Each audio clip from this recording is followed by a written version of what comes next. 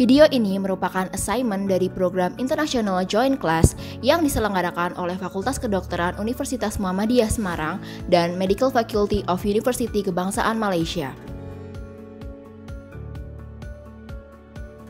Infertilitas adalah ketidakmampuan sepasang suami istri untuk memiliki keturunan di mana wanita belum mengalami kehamilan setelah bersenggama secara teratur 2-3 kali per minggu tanpa memakai metode pencegahan selama 12 bulan.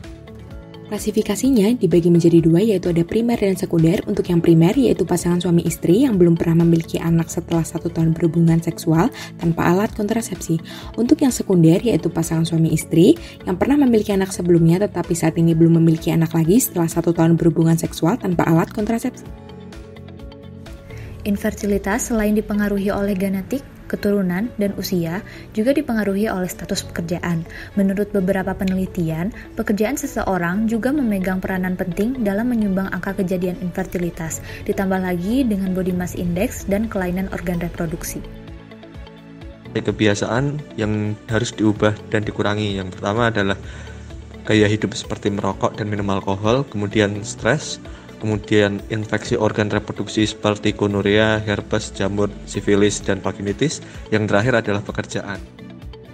Ada beberapa cara untuk mengetahui wanita berada pada masa subur, yaitu yang pertama adalah metode kalender, di mana masa subur terjadi 14 hari sebelum tanggal menstruasi selanjutnya. Yang kedua adalah metode suhu badan. Ketika wanita berada pada masa subur, suhu badannya itu lebih tinggi dari biasanya. Yang ketiga adalah metode lendir serviks, di mana wanita yang sedang berada pada masa subur, lendir serviknya itu lebih tipis, cair, dan juga lebih banyak. Tidak ada posisi tertentu saat berhubungan seksual yang terbukti meningkatkan kemungkinan infertilitas. Namun posisi tertentu seperti berhubungan seksual dengan posisi berdiri dan posisi wanita di atas menyebabkan adanya lawanan gravitasi. Dan waktu terbaik untuk fertilisasi adalah dengan memperhatikan fertile window, yaitu mencakup 5 hari sebelum ovulasi dan hari saat ovulasi, sehingga berhubungan seksual di luar hari tersebut memberikan peluang kehamilan yang lebih rendah. Konsultasi mengenai infertilitas akan dilakukan oleh dokter spesialis kandungan. Di sana akan dilakukan pemeriksaan fisik serta pemeriksaan penunjang untuk mengetahui penyebab dari infertilitas. Pemeriksaan fisik dan juga pemeriksaan penunjang akan dibahas setelah ini. Pemeriksaan fisik pada laki-laki meliputi keadaan umum, pemeriksaan genital, seperti pemeriksaan pada penis, testis, epididymis, dan Van Deverens, kemudian melakukan anal Toucher.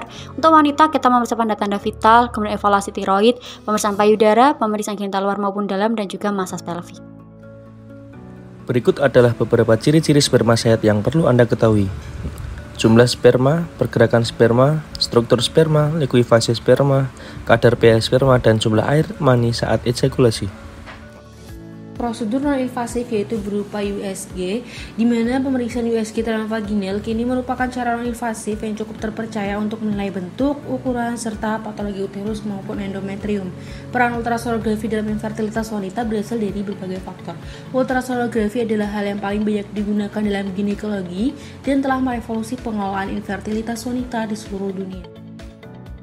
Hysterosalpingografi adalah prosedur radiologi yang menggunakan pewarna radio opak untuk melihat rahim dan tuba falopi. Ia sering digunakan untuk melihat adanya penyumbatan tuba falopi dan struktur rahim yang tidak normal. Ia adalah prosedur rawat jalan yang tindakannya biasanya membutuhkan waktu kurang dari 5 menit dan dilakukan setelah period menstruasi berakhir tetapi sebelum ovulasi.